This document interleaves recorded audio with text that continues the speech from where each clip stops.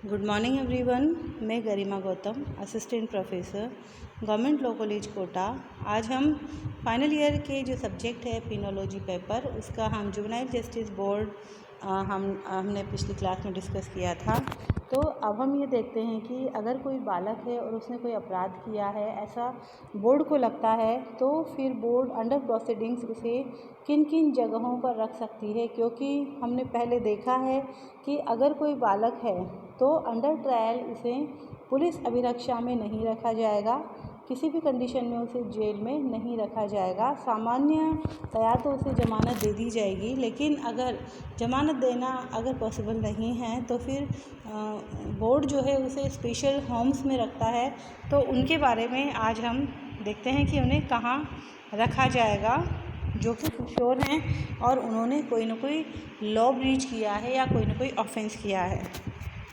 संप्रेक्षण गृह कोई राज्य सरकार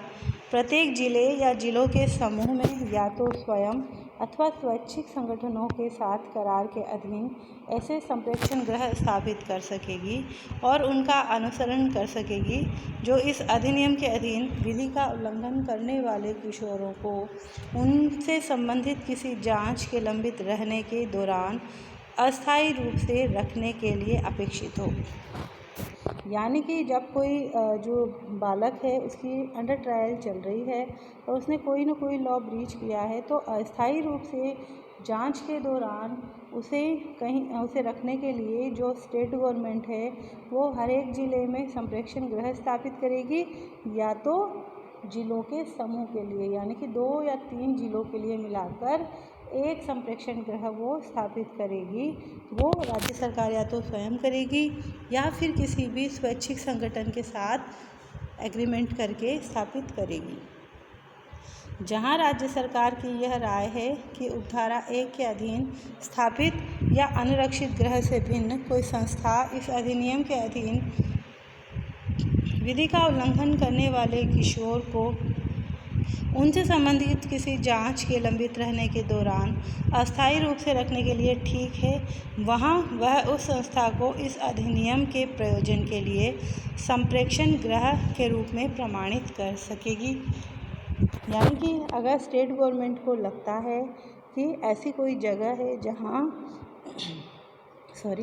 ऐसे बालक को रखा जा रहा है जो कि जिसने कि कोई ना कोई लॉ ब्रीच किया है, तो अगर उसको लगता है कि ऐसी जगह सही है, ठीक है उसको अस्थायी रूप से रखने के लिए, तो फिर स्टेट गवर्नमेंट उस पूर्व में जो जगह है उसी को सर्टिफाइड करेगी एज ए संप्रेक्षण गृह। राज्य सरकार संप्रेक्षण गृहों के प्रबंध के लिए, जिनमें किशोरों के पुनर्वास और समाज में पुनः मिलाने के लिए उनके द्वारा प्रदान की जाने वाली सेवाओं का स्तर और उनके विभिन्न प्रकार भी हैं, और उन परिस्थितियों के लिए जिनमें तथा उस रीति के लिए जिनमें संप्रेक्षण गृह का प्रमाणन, अनुदत्त या प्रत्याहृत किया जा सकेगा, उपबंध इस अधिनियम के अधीन बनाए गए नियमों द्वारा कर सकेगी। यानी कि ऐसे जो संप्रेक्षण गृह हैं उनके लिए नियम स्टेट गवर्नमेंट बनाएगी और नियमों में बढ़ाना या उन्हें कम करना स्टेट गवर्नमेंट की पावर्स में होगा। प्रत्येक किशोर को जो माता पिता या संरक्षक के प्रभार में नहीं हैं और संप्रेक्षण गृह में भेजा जाता है, यानी कि ऐसा कोई जुवेनाइल है जो कि जिसका कोई संरक्षक नहीं है, मदर फादर नहीं है, कोई गार्जियन नहीं है, और अगर उसको ऐसे संप्रेक्षण गृह में भेजा जाता है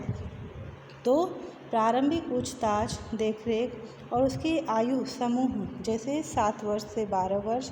12 वर्ष से 16 वर्ष, 16 वर्ष से 18 वर्ष के अनुसार संप्रेक्षण गृह में आगे सम्मिलित करने के लिए किशोरों के वर्गीकरण के लिए प्रथमतः संप्रेक्षण गृह की स्वागत इकाई में रखा जाएगा, जिसमें शारीरिक और मानसिक स्तर और किए गए अपराध की श्रेणी को सम्यक रूप से ध्यान में रखा जाएगा।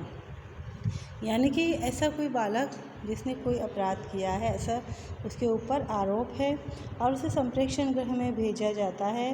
तो उस बालक की एज ग्रुप के अनुसार और उसने जो क्राइम किया है उसकी ग्रेविटी के अनुसार उसे अलग अलग इकाइयों में वहाँ रखा जाएगा। अगला है विशेष गृह। कोई राज्य सरकार या तो स्वयं अथवा स्वैच्छिक संगठन के साथ करार के अधीन प्रत्येक जिले या जिलों के समूह में ऐसे विशेष गृह स्थापित कर सकेगी और उनका अनुरक्षण कर सकेगी जो इस अधिनियम के अधीन विधि का उल्लंघन करने वाले किशोरों को रखने और उनके पुनर्वास के लिए अपेक्षित हों। जहां राज्य सरकार की यह राय है कि उपधारा 1 के अधीन स्थापित या अनुरक्षित गृह भिन्न कोई संस्था इस अधिनियम के अधीन वहां भेजे जाने वाले विधि का उल्लंघन करने वाले किशोरों को रखने के लिए ठीक है, वहां वह उस संस्था को इस अधिनियम के प्रयोजन के लिए प्रमाणित कर सकेगी। वही ऊपर वाली जो बात है, विशेष गृह के रूप में स्टेट गवर्नमेंट उन्हें स्थापित करेगी, या तो अगर कोई पहले से ऐसी कोई संस्था द्वारा ऐसा कोई जगह है जहां पर विधि का उल्लंघन करने वाले किशोरों को रखा जा रहा है, तो स्टेट गवर्नमेंट उस जगह को भी उस प्रयोजन के लिए प्रमाणित कर सकती है। राज्य सरकार विशेष गृहों के प्रबंध के लिए, जिसमें उनके द्वारा प्रदान की जाने वाली सेवाओं का स्तर